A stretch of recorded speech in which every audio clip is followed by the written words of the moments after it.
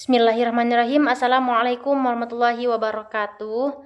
Rabbi shrah li sadri wa yassir li amri wahlul 'uqdatam min lisani yafqahu qawli.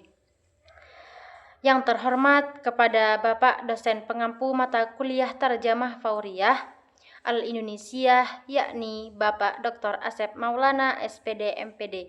Perkenalkan, nama saya Siti Kanila dengan NIM 2321010200024 dengan Prodi Pendidikan Bahasa Arab, Fakultas Tarbiyah dan Ilmu Keguruan, Kiai Haji Ahmad Siddiq Jember. Baik, di sini saya akan menerjemahkan pembelajaran dengan tema Ma hiya fawaidut ta'limul lughah al-arabiyyah wa madza astaqidu min at-ta'limil arabiyyah. عليكم ورحمة الله وبركاته، وأهلا وسهلا بكم وأسعد الله صباحكم. اليوم سنكون مع دردشة صباحية لغوية. أنا كما قلت لكم أقرأ في التعليقات عددا من الأسئلة، وعندما أجد سؤالا يحتاج إلى تسجيل مستقل فأسجله. أمس ورد سؤال يقول: حبذا لو تتكلموا عن الفوائد التي يحصلها الإنسان من تعلم اللغة العربية. Assalamualaikum warahmatullahi wabarakatuh. Selamat datang dan semoga Allah membahagiakan pagi kalian. Hari ini kita akan berbincang santai di pagi hari tentang bahasa. Seperti yang telah saya sampaikan kepada kalian, saya membaca sejumlah pertanyaan di kolom komentar ketika saya menemukan pertanyaan yang memerlukan rekaman atau pembahasan tersendiri, maka saya membuat rekaman khusus untuk menjawabnya. Kemarin ada pertanyaan yang berbunyi, akan sangat baik jika Anda berbicara tentang manfaat yang diperoleh seseorang dari mempelajari bahasa. سؤال جيد وسؤال يحتاج إلى تأمل الآن. في البداية لا بد أن نقول إن تعلم أي لغة يعد مفيدا لتعرف ثقافة شعب، لنمو ذهني، لكثير من الأمور التي تجعل الإنسان أكثر قدرة على التواصل مع الحياة، وأكثر قدرة على التفاؤل، وأكثر قدرة على الانشغال بالأمور الهامة والابتعاد عن الأمور السلبية. Ini adalah pertanyaan yang baik dan memerlukan perenungan. Pada awalnya, kita harus mengatakan bahwa mempelajari bahasa apapun merupakan sesuatu yang bermanfaat untuk mengenal budaya suatu bangsa, untuk perkembangan mental, dan untuk banyak hal yang menjadikan seseorang lebih mampu berkomunikasi dengan kehidupan, lebih mampu bersikap optimis, dan lebih mampu untuk menyibukkan diri dengan hal-hal yang penting dan menjauh dari hal-hal yang negatif. فتعلم أي لغة مفيد. اللغة العربية كما هو معروف لغة تاريخية، لغة عريقة، تعد من أقدم اللغات في العالم، التي ما تزال مستعملة منذ أكثر من 1500 عام. فهذه اللغة التي نستعملها الآن، اللغة العربية، مجرد أن تقول إنك تتعلم لغة مليئة بالتاريخ فهذه فائدة. لكن oleh karena itu, mempelajari bahasa apapun adalah sesuatu yang bermanfaat. Bahasa Arab sebagaimana diketahui adalah bahasa yang bersejarah dan bahasa yang kuno. Bahasa ini termasuk salah satu bahasa tertua di dunia yang masih digunakan hingga sekarang, selama lebih dari 1500 tahun.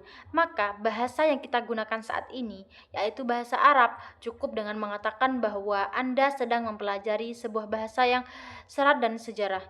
Hal itu sendiri sudah merupakan suatu manfaat. لكن هذا الكلام ربما لا يهم الكثيرين. يعني هناك أشخاص يقولون لك: وأنا لا تهمني المسألة التاريخية، ولا تعنيني أن تكون اللغة عريقة أو أن تكون اللغة لها تاريخ كبير، أنا أريد الفوائد الحياتية التي أستطيع أن أحصلها من تعلم اللغة العربية. Namun, pembicaraan seperti ini mungkin tidak menarik bagi banyak orang. Ada orang yang berkata kepada Anda, saya tidak tertarik dengan aspek sejarah dan tidak peduli apakah bahasa itu kuno atau memiliki sejarah yang panjang. Saya ingin mengetahui manfaat-manfaat praktis dalam kehidupan yang dapat saya peroleh dari mempelajari bahasa Arab. تعلم اللغات يكون لأغراض متعددة. أنت عندما تريد أن تتعلم أي لغة من اللغات فهناك غرض من تعلم هذه اللغة، وهذه الأغراض عامة ويندرج تحتها الكثير من النقاط والكثير من الفروع، إما أن يكون الغرض دينيا أو أن يكون اقتصاديا أو أن يكون ثقافيا أو أن يكون سياسيا. Bahasa Arab dari sisi tujuan keagamaan memiliki keterkaitan yang sangat erat dengan agama yang agung, yaitu agama Islam. Seorang yang ingin mempelajari agama Islam atau ingin mengenal Islam, mungkin ia bukan seseorang Muslim, namun ingin mengetahui agama ini. Maka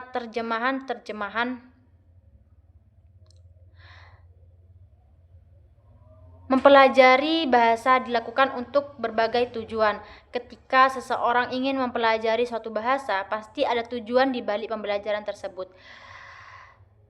Tujuan-tujuan ini bersifat umum dan di dalamnya terdapat banyak aspek serta berbagai cabang. Tujuan itu bisa bersifat keagamaan, ekonomi, budaya, ataupun politik. اللغة العربية بالنسبة للغرض الديني هي مرتبطة ارتباطا وثيقا بدين عظيم هو الدين الإسلامي، فالذي يريد أن يتعلم الدين الإسلامي أو يريد أن يتعرف على الإسلام ربما يكون من غير المسلمين ويريد أن يتعرف على هذا الدين. الترجمات لن تعطيه صورة الدين. Bahasa Arab dari sisi tujuan keagamaan memiliki keterkaitan yang sangat erat dengan agama yang agung, yaitu agama Islam. Seseorang yang ingin mempelajari agama Islam atau ingin mengenal Islam, mungkin ia bukan seseorang Muslim, namun ingin mengetahui agama Islam, agama ini. Maka terjemahan tidak akan memberinya gambaran yang utuh tentang agama tersebut. ولن يفهم الدين بشكل دقيق إلا إذا فهم اللغة العربية، وخاصة أهم مصدر تشريعي وأول مصدر للتشريع وهو القرآن الكريم الذي وصفه الله عز وجل بقوله وهذا لسان عربي مبين. Ia tidak akan memahami agama secara tepat dan mendalam kecuali jika ia memahami bahasa Arab, terutama sumber hukum yang paling penting dan sumber pertama dalam penetapan syariat, yaitu Al-Qur'anil Karim, yang telah Allah Azza wa Jalla sifatkan dalam firman-Nya, yakni wahada lisanun arabiyyun mubin, yang artinya dan ini adalah bahasa yang sangat jelas. أي أن القرآن جاء بأفصح الكلام العربي، وهنا أعيد وأكرر القرآن الكريم يصف النص العربي مقارنة مع الكلام العربي، يعني لا يقارن اللغة العربية بغيرها حتى يكون فهمنا مستقيما. الله عز وجل عدل، كل لغة لها أهمية، وأعطى لكل إنسان لغة يستطيع أن يتفاهم من خلالها مع الناس. Dalam artinya Al-Quran datang dengan ungkapan bahasa Arab yang paling fasih. Di sini saya ulangi dan tegaskan kembali. Al-Qur'anil Karim menggambarkan teks Arab dengan membandingkannya terhadap bentuk-bentuk tuturan bahasa Arab itu sendiri. Maksudnya, Al-Quran tidak sedang membandingkan bahasa Arab dengan bahasa-bahasa lain agar pemahaman kita tetap lurus dan benar. Allah Azza wa Jalla Maha Adil. Setiap bahasa memiliki nilai dan kepentingannya masing-masing. Allah memberikan kepada setiap manusia suatu bahasa yang dapat digunakan untuk saling memahami dan berkomunikasi dengan sesama. فالتفاضل في القرآن لا يقارن الله عز وجل بين اللغة العربية وبين غيرها من اللغات، وإنما الله عز وجل يبين في كثير من الآيات أن هذا القرآن من لغتكم أيها العرب، يقول للذين كفروا به، للذين لم يؤمنوا به، إن هذا القرآن من لغتكم، وهو مبين واضح، وهو من أعلى الكلام ومن أبلغ الكلام. Nah, oleh karena itu, Allah tidak mengutamakan bahasa Arab dibandingkan bahasa-bahasa lainnya. Akan tetapi, Allah Azza wa Jalla mengatakan dalam banyak ayat ya, dan dijelaskan bahwa Al-Quran ini berasal dari bahasa kalian, wahai orang-orang Arab. Allah berfirman kepada orang-orang yang mengingkarinya, kepada mereka yang tidak beriman kepadanya, sesungguhnya Allah ini berasal dari bahasa kalian. Ia jelas dan mudah dipahami. Ia termasuk perkataan yang paling tinggi nilainya dan yang paling fasih. فلا تستطيعون أن تأتوا بمثله، وكذلك لماذا لا تؤمنون به وهو يأتيكم بالحقائق؟ إذن هذه نقطة يعني كما يقال بين قوسين، أننا لا نقول إن اللغة العربية أفضل من اللغات الأخرى، ومن يقول هذا الكلام هو متعصب ويحاول أن يوجد أشياء لا يوجد فيها نص ديني، لا يوجد نص ديني قال إن اللغة العربية أفضل من باقي اللغات، لا يوجد أبدا. Karena itu kalian tidak mampu mendatangkan sesuatu yang serupa dengannya. Lalu mengapa kalian tidak beriman kepadanya? Padahal ia datang kepada kalian membawa kebenaran-kebenaran. Jadi ini adalah satu poin penting. Sebagaimana dikatakan dalam tanda kurung, kita tidak mengatakan bahwa bahasa Arab lebih utama daripada bahasa-bahasa lainnya. Orang yang mengatakan hal tersebut adalah orang yang bersikap fanatik dan berusaha menetapkan sesuatu yang tidak memiliki dasar dalam nasun agama atau agama yang benar. Tidak ada nas agama yang menyatakan bahwa bahasa Arab lebih utama daripada seluruh bahasa lainnya. Sama sekali tidak ada. النصوص الحديثية إما ضعيفة أو موضوعة، يعني التي وردت منسوبة إلى النبي عليه الصلاة والسلام. وأما القرآن فهو يصف النص القرآني مقارنة مع اللغة العربية، ليس مقارنة مع اللغات الأخرى.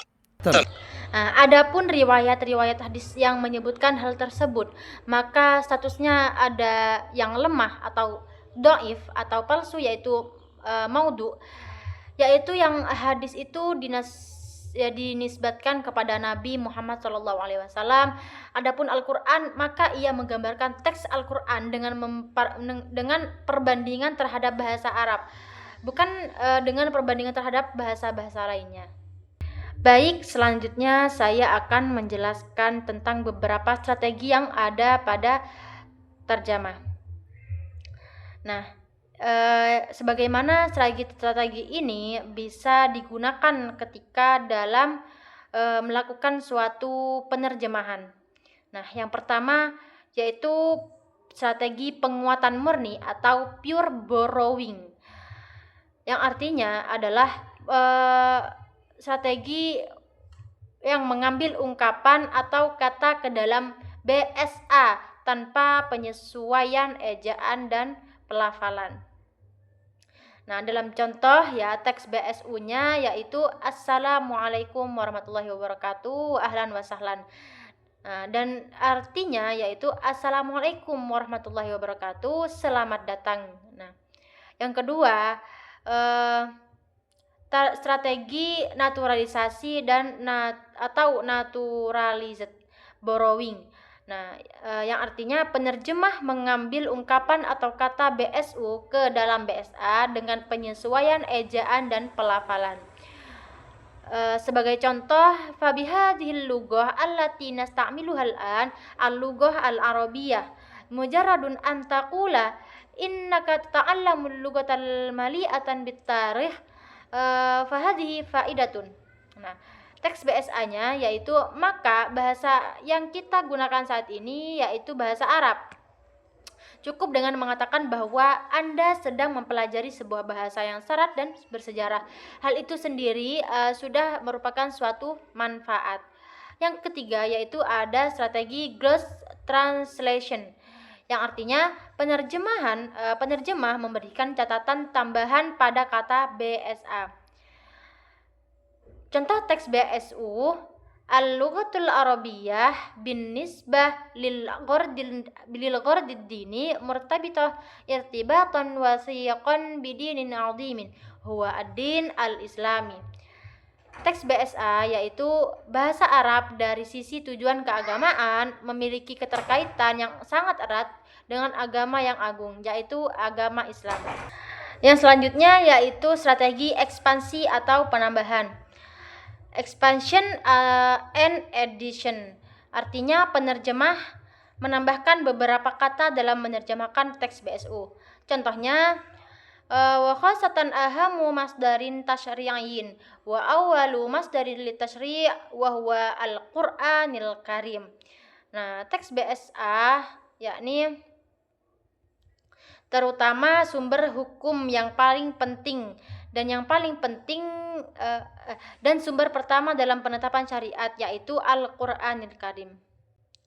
Selanjutnya strategi reduksi dan pengurangan atau reduction and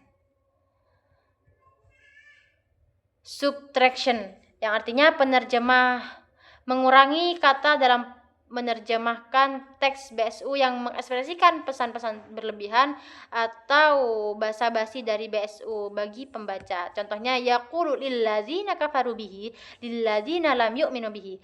Artinya Allah berfirman kepada orang-orang yang mengingkarinya kepada mereka yang tidak beriman kepadanya. Selanjutnya strategi transposisi atau transposition. Penerjemah mengubah letak kalimat yang ada pada BSU agar makna dalam BSU dapat tersampaikan dengan baik. Contoh kalimat ana uridu an ata'allamal lughah al-arabiyyah li afhamal Qur'an, yang artinya saya ingin mempelajari bahasa Arab agar dapat memahami Al-Qur'an. Selanjutnya, strategi literal atau literal translation, yang artinya penerjemah menerjemahkan kata demi kata sehingga dihasilkan terjemahan secara keseluruhan. Yang artinya yang contohnya fa'indama tusbihu mutqinan li hadhil lughah satastati'u an tafhamal murada minal hadisi, yang artinya dalam teks BSU yaitu ketika Anda telah mahir dalam bahasa ini, Anda akan mampu memahami maksud dari hadis tersebut.